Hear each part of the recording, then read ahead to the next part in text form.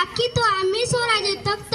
Sir sir राहू दे मंद मराठ्यांचे रक्त, सर सर राहू दे मंद मराठ्यांचे रक्त. आम्ही फक्त आणि फक्त शिवरायांचे भक्त, आम्ही फक्त आणि फक्त शिवरायांचे भक्त.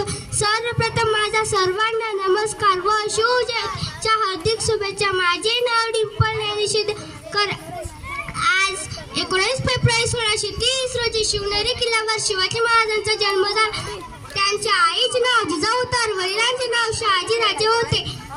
मी जाताना एक